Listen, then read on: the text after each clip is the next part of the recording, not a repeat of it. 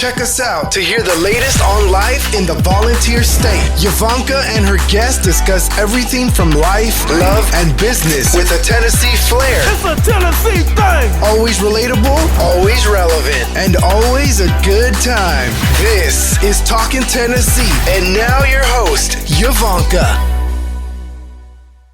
This episode is brought to you by the Landes team, your go-to real estate family in East Tennessee. If you are looking to buy or sell, we are the ones you should call. Give us a call at 865-660-1186 or check out our website at YvoncaSellsRealEstate.com. That's Yvonnca, YVONNCA, sellsrealestate.com.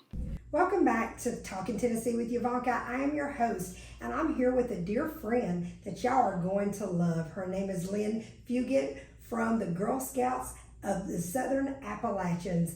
Welcome to Talking Tennessee. Thank you so much. I'm looking so forward to chatting with you today. Most definitely. Well, the first question is probably one of the most important ones. Who is Lynn? Lynn is somebody who tries really hard to do the right thing, care about her community, care about people, who enjoys relationships, very much a relationship person. I like being around people and I like staying busy. Some people say that's too much, but I really that's like what that. Makes you happy. But yeah, I enjoy being active, involved in the community. Truly, bloom where you're planted. Bloom where you're planted. I agree with you. Viewers, let me say this. I have not known her long, and when I say my friend, because I can tell you this, we've been together for a few minutes in this room before we came on here, but I can totally see a friendship in you because your spirit is so bright. When you walked in the room, before you said anything, you greeted me with a smile, and you just went into just being nice, being kind, and welcoming to your place. What is it? The Girl Scouts. I was a Girl Scout when I was a young girl, and the Girl Scouts did a lot for me, Lynn. I grew up in Harriman, Tennessee, small town, 7,000 people, not a big city, but Girl Scouts was big in Roane County, and it was one way for the community to come together. We broke bread together, and a lot of older women, two younger women, really poured into me when I was a Girl Scout.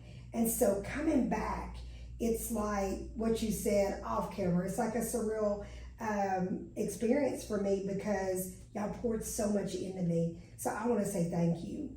Certainly. It's funny, on behalf of anybody that's ever been a Girl Scout, I think we all feel that way. I think you learn a lot that you didn't know you were learning when you were young.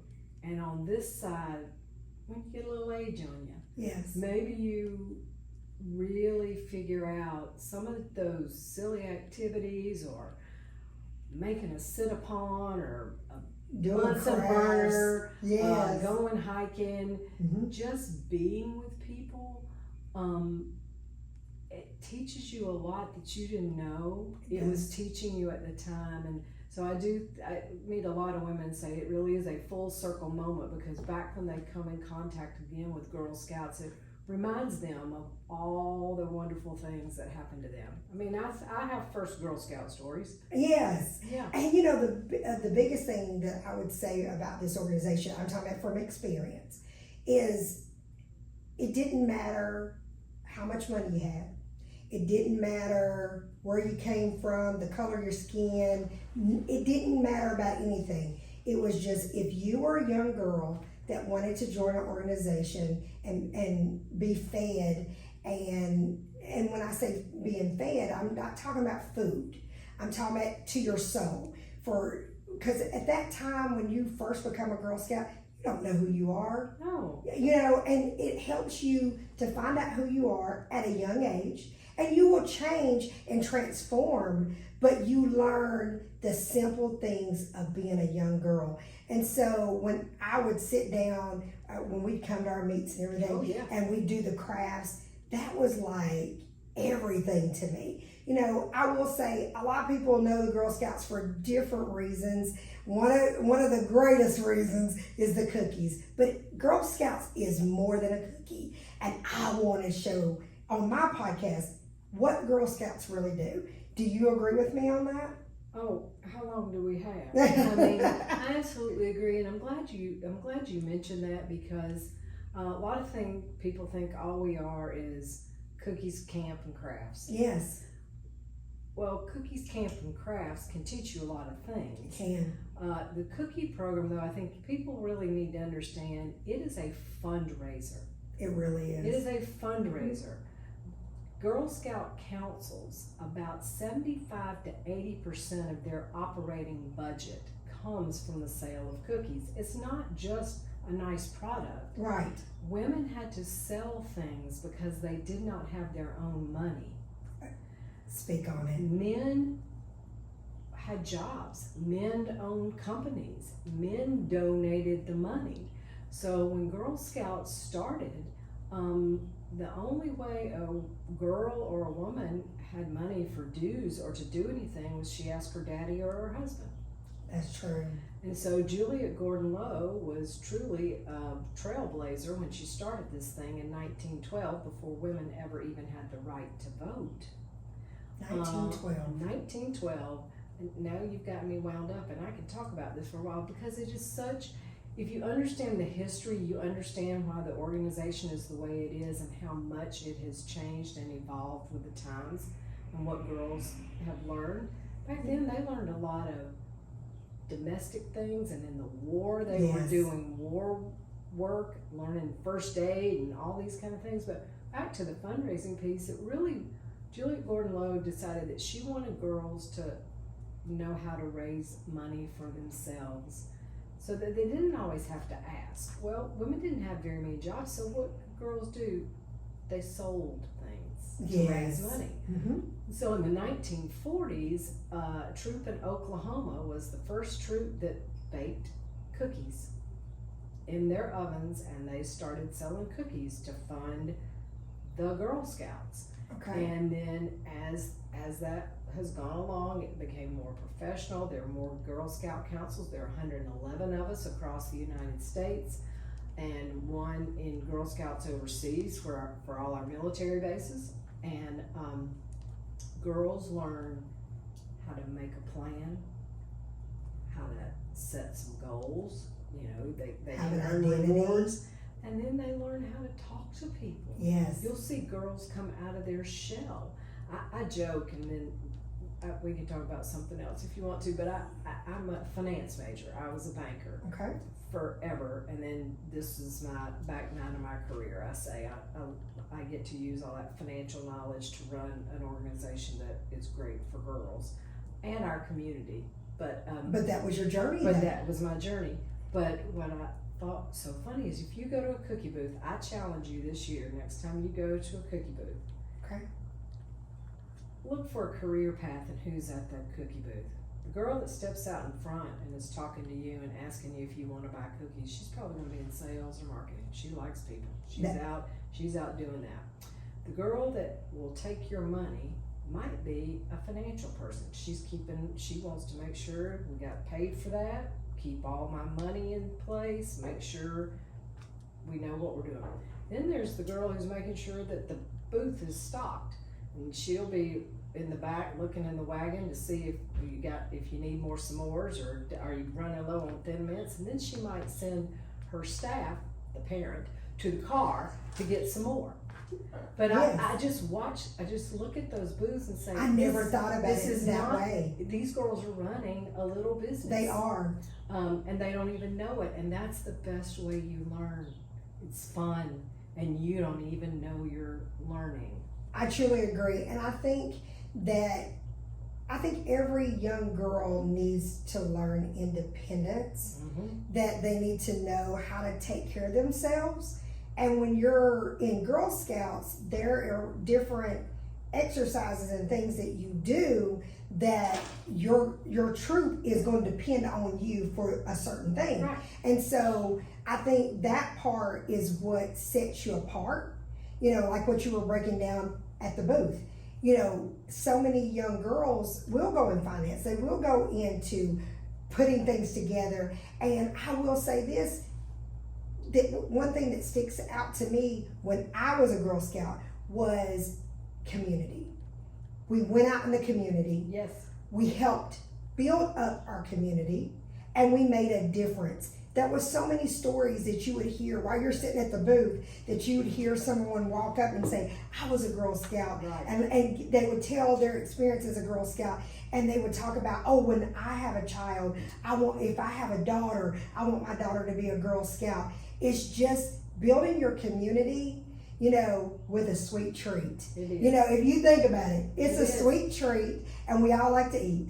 You know, but I think that it's building up confidence in women to say, you know what, you can take care of yourself, and this is how you do it. And let's teach these young girls at a young age, you can make it. Yes, and to try something. That's true. Because the other thing I found is, you know, I tell people you can be a Girl Scout and not love camping out overnight. That's me. Okay. But I've done it. I tried it. Mm-hmm. I didn't hate it. I liked it. I learned a lot about myself.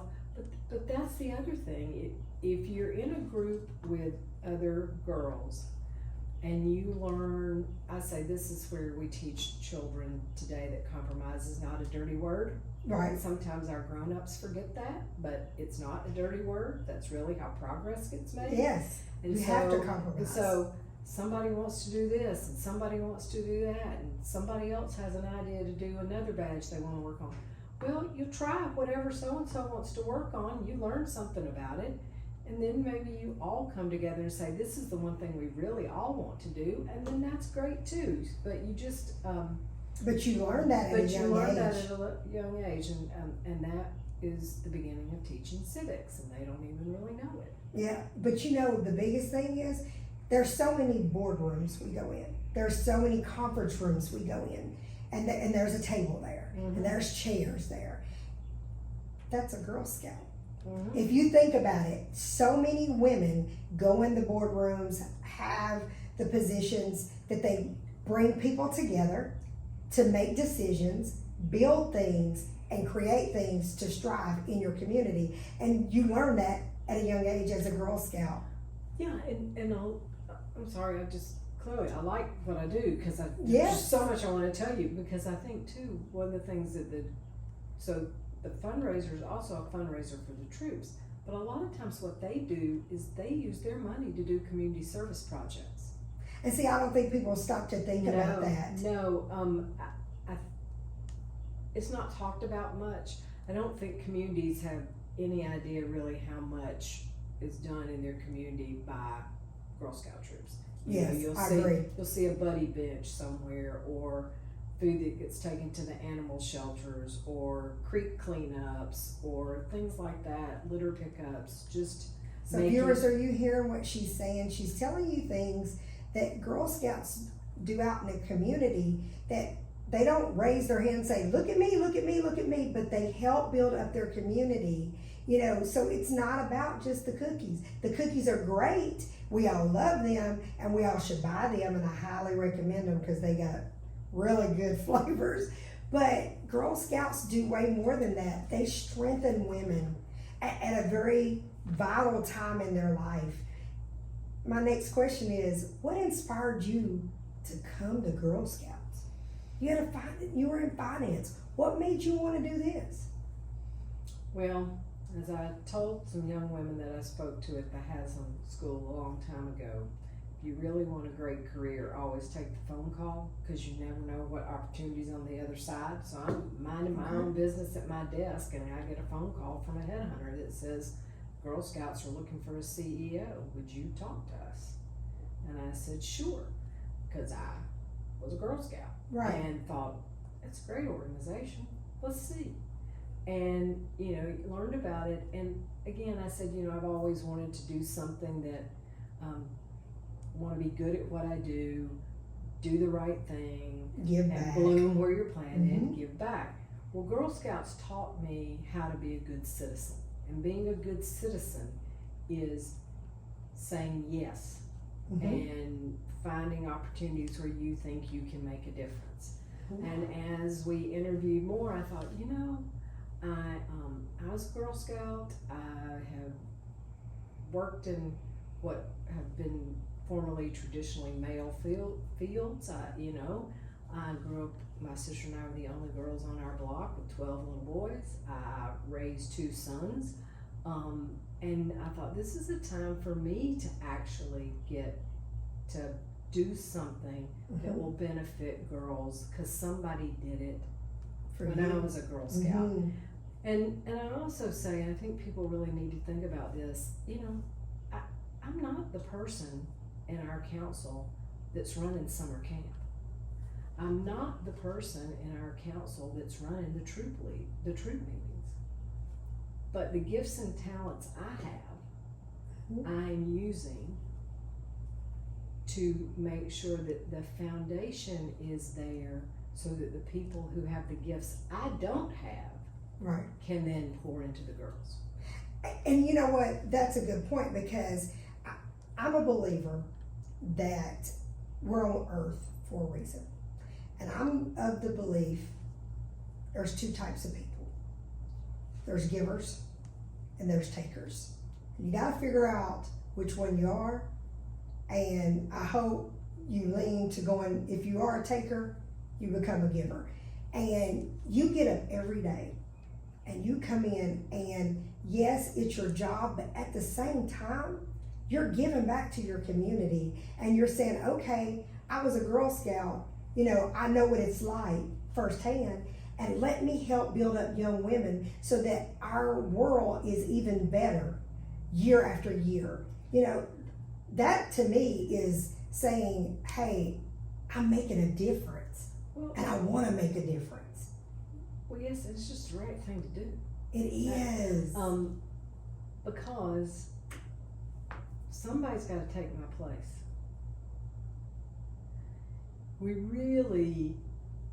I served on the Board of Education too, and my mother was a teacher, grandmother, all these people, and so I understand how important it is for people to pour into young people, because we always say teachers are building the future. Yes. They are the future. Well, it's more than their responsibility. It is. And so, again, that's where I talk about my gifts and talents. I could be a PTA president. I could be on the Board of Education. I could not teach in a classroom. Right. So, all that to say, I look around at who runs things. We look around like who's running this, who's running that. A company, the Sunday school class, any kind of community organization, it takes people to make it happen. It does. And I look around and think, okay, who's going to replace those of us that do that? Well, we have to start teaching young people that you do. And you got to come out of your comfort zone, and you have to say that, and that raise your hand. And that, yes, that's good. Raise your hand. That is a good one. And I'm gonna tell you why it's good, because I believe that, I say this on my Facebook Lives all the time, get off the couch and do something. And the reason why I say that is, you can't take, and then say, okay, this world is horrible. It starts with you, it has to start with you, of what am I doing to try to make the world a better place? And if you just take, and I'm not saying we all take care of our family, and we all want to do all these different things, but the true sacrifice is when you go out in the community and you go help a stranger that you don't know. Of course you're going to want to help your kids. Of course you're going to want to help your spouse. But I think the real big thing that God is looking for us to do is, are you going to help the people in your community? Are you going to listen to someone that needs to be heard? You know, are you going to tell this young girl, okay, that thinks that she's not pretty, are you going to help this little girl find the beauty in her? That's what Girl Scouts to me really helped me. I wanted to share a story. When I was in the Girl Scouts, I was in gymnastics, and I fell off the beam just before I was coming to Girl Scouts, because my mother had me in everything. And I fell off and I injured my hand. So that meant Yvonnca had to sit out. And I never forget going to our meet, and all the young girls is there or whatever, and I was just really, really just bummed, sad. I felt like I had let my team down. I felt like I let my parents down. I felt like I was just really the messed up kid for falling off this beam. The young people in our meet and the parents that volunteered spoke life in me literally day in, day out. But that first day when I really needed someone to say to me, it's gonna be okay. Mm-hmm. It's gonna be okay. You saying that to somebody and really getting them to believe that is a big thing in young girls. It's gonna be okay. Because a lot of times when things happen to young girls, they think it's gonna be, it's gonna destroy everything in their life. But we have to teach young girls that it's going to be okay. And you know what? If you have to sit out for 2 weeks, or I can't remember how long I had to sit out, but the whole thing was that everybody that was there was telling me I was going to be okay and that I would get past it. And so that's what Girl Scouts, what sticks out in my mind, I'll never forget that day. And so to every person that was in that room, thank you for telling me it's going to be okay. Because there's been many times in my adult life that something happened, a tragedy, a death, or something that somebody didn't tell me it was going to be okay, but I remember when I heard it was going to be okay as a Girl Scout. And so that's an experience for me. Can you share a story that when you were a Girl Scout, it may not been it's going to be okay moment, but a moment that you say, it really showed me that I was supposed to be in that room instead of being wherever. I'm a little older than you. That's further back than we can think. So I'm not sure that I can think of something about like that for me. But what I can say around that is what we know is that girls are living in even more difficult times than you and I did. I agree.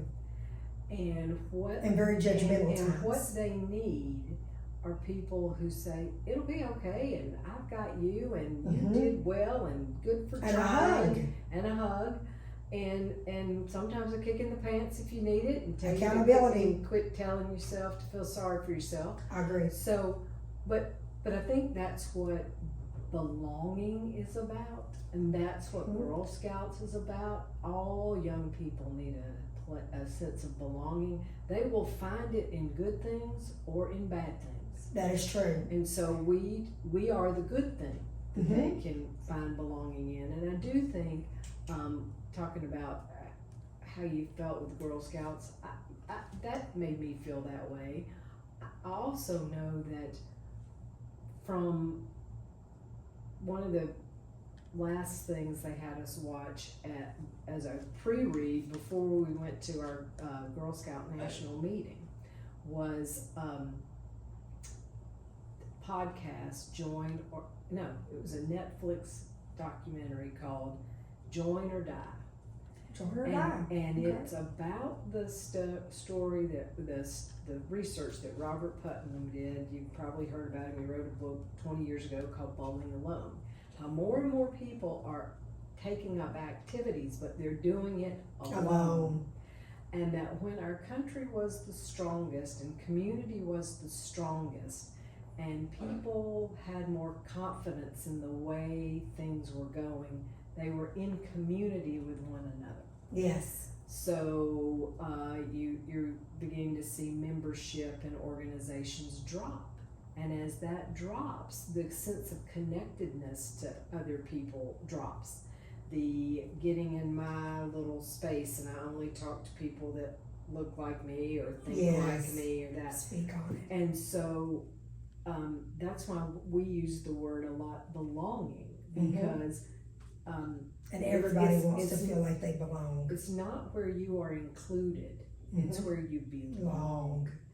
And and that breaks what you said you experienced, racial, religious, income. You know, it's real easy to like somebody that you do something with, and they may go to a different church, or they may not go to church, or they may do it, but you like them. They're a good person, and you can talk to them about things, and it stretches you and it stretches them, and it is better for community. It really is, and you've got to have some leadership. What does Girl Scouts leadership mean in today's world? Your opinion?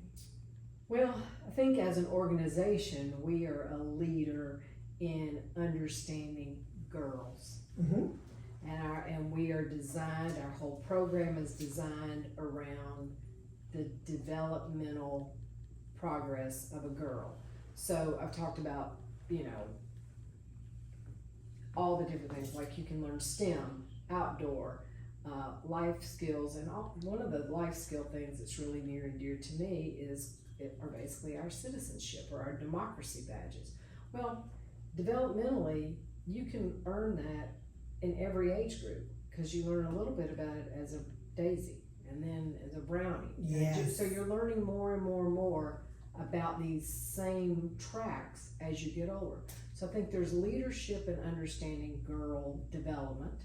Okay. And then there is leadership in speaking about what girls need.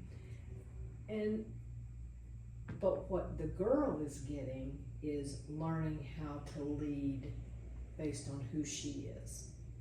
Because you can lead in lots of different ways. You don't always have to be in the front of the room. You don't. And so leading from the chair you're in. And I think a lot of times people think, I think a lot of young girls think they have to be pushed out there. There is a lot of things that on the back end of it, you bring together any event, there's going to be people on the back end, the front end, the middle end, every one of those people are important, because it's for the greater good and everybody coming together to make that event or whatever it is successful. But if you think that, if I'm not on the front, I'm on the back, I'm less than. That's the one thing that Girl Scouts does not teach you. Girl Scouts teaches you that everybody's important. Yes. Everybody's position is important. Yes, just we don't necessarily talk a lot about football at Girl Scouts, but we do live in East Tennessee, so we all know about football. But it's like every position on any sport. Every position is valuable, or it wouldn't be there. It wouldn't be. And so that's the same way that you learn in a company, in your family, in your church or your synagogue or your mosque, any place that your house of worship, any organization you belong to, everybody's got a role. I joke around here that I strike fear in the heart when I walk in somebody's office and say, I've been thinking, and they're like, oh my gosh. They're like, oh Lord, here she goes. Here she comes. What is she going to come up with now? But I'll joke, it's like, that is my job. It is. That is my job. Other people's job here is to say, Lynn, that sounds great, but we got to make this happen and this happen and this happen, and I'm not sure that we can do that the timeline you want. But it's not.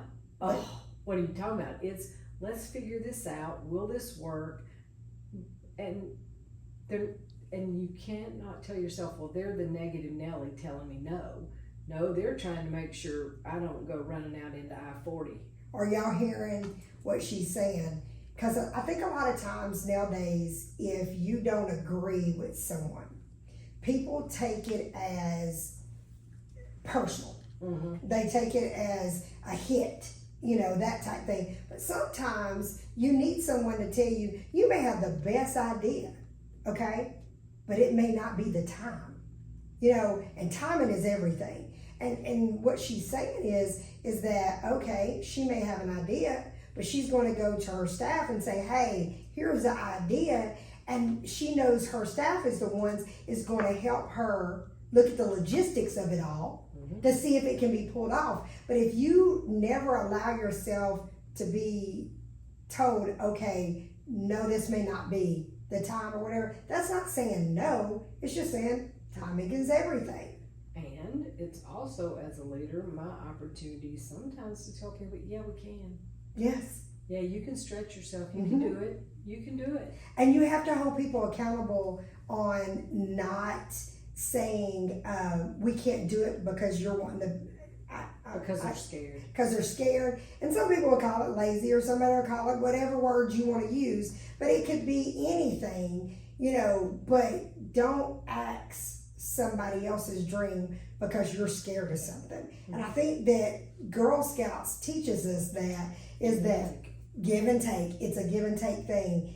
So tell me this, how do you help young girls become a leader in these days? Well, I think just the methodology of the troop meeting, learning to find your voice, saying what you want to do. And I love the story that I heard of one troop that they were seniors. And by the time those girls became seniors in high school, they were an amalgamation of girls that started all over this county in different brownie troops. They liked Girl Scouts, and as girls started falling away to do different things. So the way they led was by the time they were all working on their Gold Award, which is the highest award a Girl Scout can earn, they helped listen to each other while they worked on their project. They encouraged the girl who was doing her own, and then they supported whatever her interests were. Okay. And so I think that tells me we've taught girls that you lead also by cheering one another on. Yes. And not comparing. And it doesn't even have to be what you like, but if you care about the person and you lead. The other way we teach them to lead is sometimes it's your responsibility to plan the activity. And if something you forgot to get something, well, that's a life lesson you learned. The other thing, in the planning of these service projects they do, the Bronze Award, the Silver Award, and the Gold Award. So Bronze Awards are done by troops when they're in 4th and 5th grade, and they pick a community issue that they want to work on, and they plan how they're going to do it, and they'll do a project. So it's a lot of learn by doing, leadership by figuring out what you want to do, how you have to do it. By the time you're getting to a Gold Award, you find a community mentor to help you work on your project, and you have to plan it, raise the funds to implement it, and then execute it, and it has to be something that is sustainable. Okay. And so just putting that together is leadership. It is. And you can take those teachings throughout your life. Because being a leader, there's different types of leaders, okay? There's a young leader to becoming an adult and leading in a different way, even in age, 40s to 50s to 60s and going on. I think that a lot of people don't realize that you learn how to lead even better and perfect how being a leader the older you get. Do you agree? Well, yes, practice about everything makes you better. So the more you practice that, I also think we teach girls to lead by learning to fail. Speak on it. Well, again, I told you, like, I learned that there are some things that I don't really like, but I was challenged to try them. Okay. And you've got to have people that will challenge you. Yes. And I think a lot of times people will want success, but there's a lot of challenge in success. Before you get there, you will be challenged. And it depends on what you call fail. I mean, fail is just, did you fail, or did you just mess up and now you try a different way. So I love to talk about this, looking at girls at summer camp with our rock climbing tower. And if you are ever out there when a troop is out there and they're learning to do this, there'll be girls that are ready to go, running at the top. And then there'll be girls like me that waited and watched. I don't think I can do that. I don't want to do that. I'm scared to do that.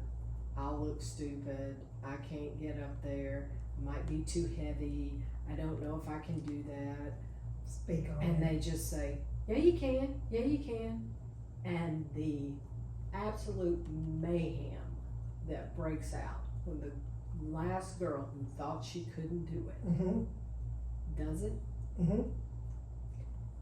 Girls are happier for her than they are for themselves. Do you hear that? I was about to say, I bet you they're all cheering her on. And let me just say this, as a woman, you know, we have our insecurities, and you've got to surround yourself with people that are going to hold you accountable, but at the same time, they're going to love on you, and they're going to speak life in you in ways that even when you feel defeated, because they're speaking life in you, it makes you want to get up and do even better things. Do you agree with that? Yes, and I think the other thing that we're teaching girls about leadership through that example I just gave you is that success is not a finite, there's not a finite amount. Other people can succeed too. So you can cheer each other on. I mean, there used to be this scarcity mindset. If I made it to the boardroom, I was going to be the only woman that made it to the boardroom. Or if I became the first vice president of whatever, well, there'd only be one female at the executive table, and I better make sure I hang on to that. I think what we're teaching girls by cheering one another on is that there's room at the top for everybody. It really is, and I heard someone say, and I speak on this quite often as an example. I heard someone say to me one day, "I want to own the table," and to me that was jarring to me, and I'm gonna tell you why. Because I'm like, then if you're saying you want to own the table, then that means you don't want anybody else's opinion. You want it to all be your way, and to me that's ego driven to say that. Why not have a table full of really strong people that is working together to succeed together? To me, that's better. You know, for everybody to succeed, why do you need to own the table? You know, because you're going to be by yourself eventually. Yeah, I mean, one of the things that you hear from great business leaders or great leaders is surround themselves with really great leaders too. And like-minded. And just people that challenge you and encourage you to make you better. But I think that's really important for girls Yes. to understand that you can lead in different ways. Everybody's got their own style. I agree. And sometimes you need to adjust, even in relationships and friendships. You know, it doesn't mean someone is a bad friend or anything like that, but sometimes you outgrow each other, and you can still cheer that person on, even if it's from afar. And I think that you learn a lot about yourself. Yes. You learn a lot about yourself, and you learn that you can like different things. I'm in my 50s. And I know with a shadow of a doubt, the woman I was in my 40s, I'm a better woman in my 50s. Not saying that I was a bad woman in my 40s, but I just learned a lot, you know. And did I fail at things? Probably, yeah. But it was okay, because everything is not made for Yvonnca. And I had to try it to see if it was for me. See, that was a Girl Scout coming out in you. You see what I'm saying? Try it and move on. You gotta try it. And if I can say anything to young girls out here and women out here, older women, you gotta try things to be able to know what you can do. And let's talk about the cookies. Oh, What yes. the cookies, please tell my viewers what all the cookie drive does. Well, it pays for everything. Did y'all hear that? I mean, again, about 75% of 75 to 80%, in some councils even more, all the money that funds the camp properties, the offices, the professional staff, the activities that girls get to do, all those things come from the cookie. You know, yes, there's private philanthropy. We need more than that, and we need more people to donate to Girl Scouts as a philanthropy. A lot of people think, oh, the cookies pay for it all. No, I No, just told you. 75%. And we would prefer not to depend that much on the cookie. But less than 2% of all philanthropic dollars in the United States are spent on girl organizations. Really? Less than 2%. Of all philanthropic dollars. Are y'all hearing that? So, not an excuse, it's just we need to have more people understand that Girl Scouts is a philanthropy, Yes. not just a retail cookie market. Are y'all hearing that? We are a 501c3 nonprofit. Yes. And like all nonprofits, it takes funds to run. And It does. so girls, like I said, just traditionally raised the money by selling a product. And they're learning how and to they're do learning, business. Yes, and it is business. And Good business. One of the things I love about, back in the day, you just walked around door to door. That was the only way to sell them. Right. And then they came up with order cards, and you started using the network of your friends and family, or going to church and taking an order card and that kind of thing. Well, now our girls are learning omni-channel marketing, that buzzword everybody says, so they sell digitally, and they have. I did not know that. Yes, and then they have retail operations with a booth, and they. So when you see the Girl Scout cookies at the Walmarts and all the different stores that out there, just know to support Girl Scouts. Buy at least 3-4 boxes at a time, or whatever you can afford. But just know it's going to a great cause. You were about to say something. I was about to say, and if you don't eat cookies, or you don't like cookies, Give a donation. or the Ozempic effect Yes. makes you think you don't need a cookie. We still want a cookie. I want What a I cookie. will say is, one of the things that we do is we ask folks to make a donation, and the cookies that we own that you didn't want to take home with you, we give to Friends of the Troop, and they mail those cookies all across the world to our servicemen and women deployed in Did y'all know that? places. We also, To put a smile on troops' faces. Oh, yes. And make them feel a sense of home. Oh yes. I'll interrupt this announcement to tell you about a story. Go ahead. So we were having a meeting one day, and somebody, the head of marketing, came and said, there's a gentleman out here working on our computers, and he'd like to speak to you. And I thought, oh, he's going to tell me I need a whole new system or something, And you're like, I was like, oh, I don't need that today. I don't know if I want to talk to you. And I tell you, he said, ma'am, you don't know me, but I want you to know that I was deployed to Afghanistan. And when Girl Scout cookies came, it made us feel like home had come. Well, he got teary.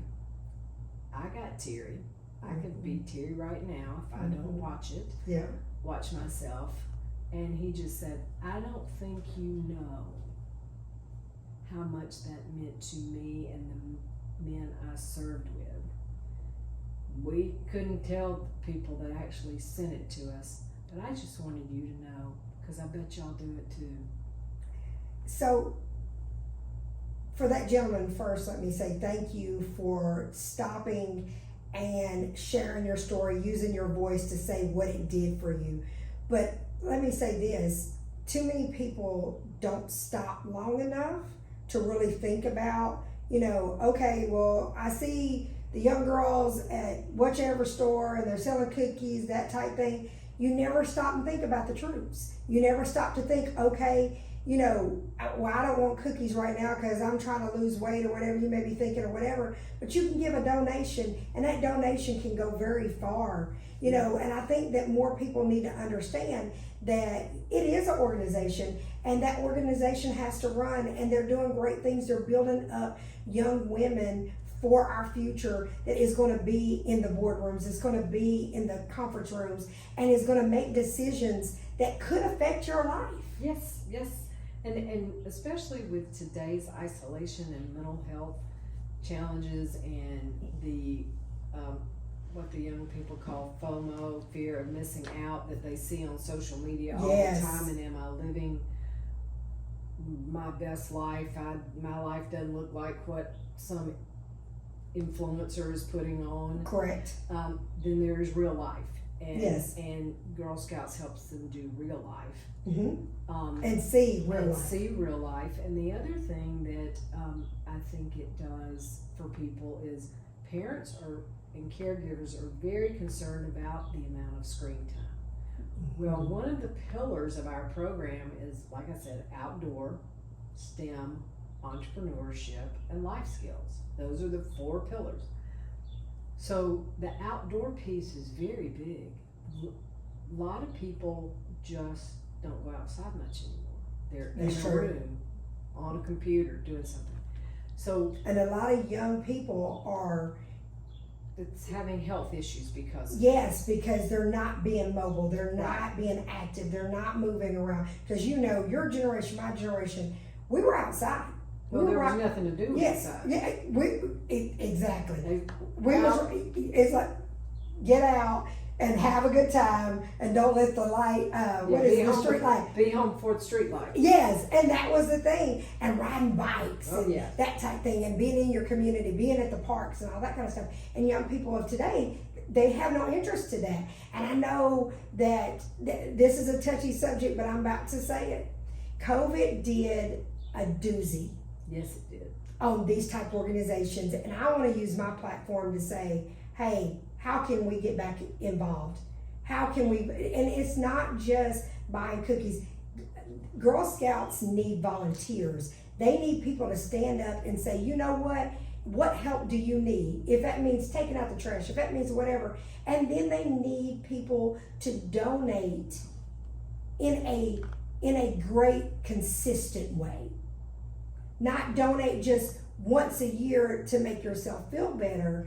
How about let's donate in a consistent way? And how can we get people to get back outside? As the young people say, I'm outside. Well, most time when they're talking about I'm outside, it's not in the community. It's more of, partying, that type thing. How has COVID, affected, and how can people get involved? Well, there are all kinds of ways, and pretty much if there's something you like to do, there's probably a badge for it, and you could help. You could help a troop learn that activity. But I will say that we need adult mentors who are willing to help volunteer. They need adult mentors and lead troops. Because as I was telling you before we started, we don't ever have a problem finding girls who want to be Girl Scouts. The thing that stops a girl from being a Girl Scout is a place to belong in a troop. Okay. Now, we're working on other ways that you can experience it, because that isn't for everyone, but I also think we have to change our idea of the fact that a troop means you meet every week, and if I can't come every week, I can't be a Girl Scout. Well, troops don't have to meet every week. Troops meet some meet once a month, some meet twice a month. Some of them find out they like doing certain kind of activities, and that's the kind of activities they do. But there's a place for people, but the caring adult is required. Yes. And you can't pay enough people to do it. Right. I mean, So you need yeah, volunteers. it's not like a soccer team where you pay a coach and you can drop them off for practice. Same thing for volleyball, or you can drop them off with a piano teacher, or you pick your thing. This is a participatory sort of experience, and so now, and you don't have to be the leader, but Right. a group of parents, a group of caregivers, a group of people that aren't even related to the girls they're willing to lead a troop for, church groups, sororities, just people who like to do things can really help make a difference in a young person's life. And young people need mentors. They need someone to speak life in them and tell them that they're going to make it. And that's the thing that COVID really took away from all of us is connection. It really did. That's why It took connection away. Go ahead, what was you going I to was say? gonna say that's one of that Netflix thing about join or die. Yes. I mean, especially after COVID, everybody went inside, and it's been hard to come back out and re-engage and come out in a beneficial way, that you're getting something fed into you that is going to make you better. Yes. You know, and I think the Girl Scouts, that's what you're trying to do. You're trying to make people find who they are, Yes. believe who they are, and then improve on how they want their life to be. Yeah, and what I will say is I think we pour into the adults that participate a lot too, in a way that they don't expect. They're hungry for connection too. They are. And then if they meet other caregivers and families that they become friends with because they share this concern for young girls, that's a bonding experience, and the leaders themselves learn new things when they try to teach badges. And so everybody's learning, and that's role modeling and leading as an adult for showing a young person that, oh, I don't know how to do this, but we're going to figure it out together. So I think an adult who volunteers with us can get just as much out of it. Well, let me say this. One of the biggest things when I was preparing for this, I was like, Girl Scouts brings families together. It brought my family together. Do you agree with that? Oh yeah. Okay. Oh, yeah. And I said I need to challenge people and tell people, you know, bring your child to Girl Scouts. Sacrifice. I do understand that you've got life and everything is, you know, hectic and all that, but you can bring your family together and you can prevent a lot of things, because I am a firm believer, and my parents believe, if you keep your kids busy, the chances of them getting in trouble lessen. Do you agree with that? Yes, I mean, that's what people say all the time. And the one thing I will say about Girl Scouts that I think, to your point about parents and being involved with family, if you want to spend time with your child and you want to do things that you can participate with them in, like you can't play on the same team they play on. It's great. They can be on a team. They can also be a Girl Scout. Right. You can't play the piano beside them. Well, you can if you're in a duet, but you know, Right. that kind of thing. But you can do these activities with them, and I say that truly, other than a faith community that a young person grows up with, Girl Scouts probably stays with a person longer than about anything else. So I if you agree. start when you're 5 and you can go till you're 18, that's a long time.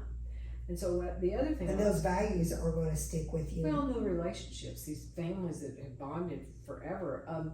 The other thing I will say, I like to use the word and.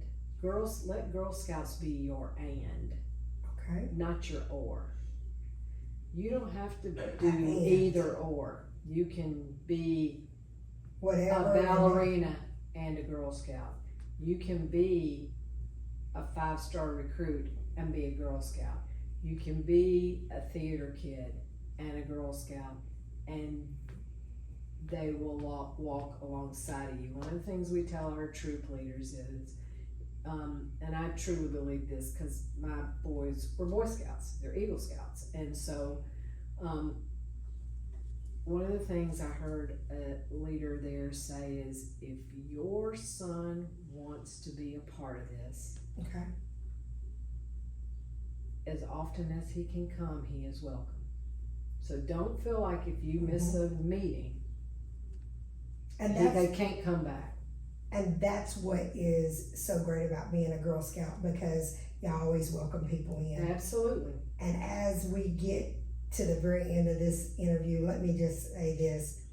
How can people get involved? Is there a system or process? Do they call? Do they get on your site? What do they do?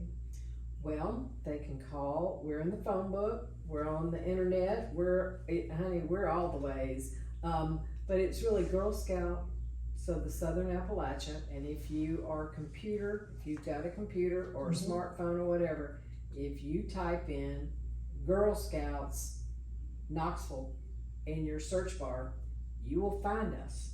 And Girl Scouts Knoxville. Yeah, well, I mean, you can just, Yes. if you put it, it's really, our website is a mouthful. It's girlscoutcsa.org. Say it one more time. Girl Scout CSA, Council Southern Appalachia. So it's girlscoutcsa.org. And you can find us.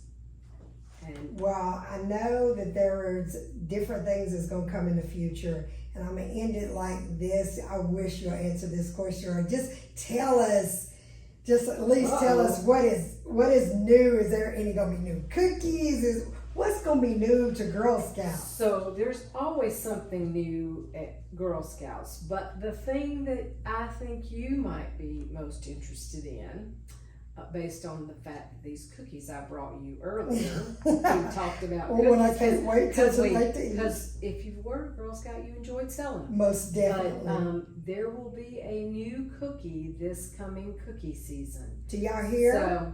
So it is embargoed. We don't know. They will announce it. Okay. But it comes that the national announcement will be September the 9th. So September 9th, the big announcement, what's going to be the new Girl Scout cookie. Yes. And we're excited. And we're going to get involved. I want my family to get involved. And we are going to come volunteer. Good. Thank you. I will say this. I can't tell you what it is, but I've tasted it and you'll like it. Her approval. Yes. You know the cookie's going to be good. Yes. Thank you so much for Thank you allowing us to come in. Thank you so much for letting me talk about Girl Scouts and something I that's love near Girl and dear. Scouts. I love Girl Scouts, and I know that you're building up great women that is going to soar in our community. And if you ever need us to come out, do anything, we will do it. Thank you. And this door is always open. If there's ever a time that you need a platform Great. to talk about Girl Scouts, the door is always open to you. Thank you. Look what Girl Scouts did for you. lot. It's been my pleasure. My pleasure too. Tune in Friday at 4. Bye, guys. Thanks for listening to Talkin' Tennessee with Yvonnca. Watch out for our weekly episodes from the first family of real estate, and check us out on the web, www.yvoncasalesrealestate.com. See our videos on Yvonca's YouTube channel, or find us on Facebook under Yvonnca Landes and Twitter at Yvonnca Landes. And don't forget to tell a friend about us. Until next time, Yvonnca signing off.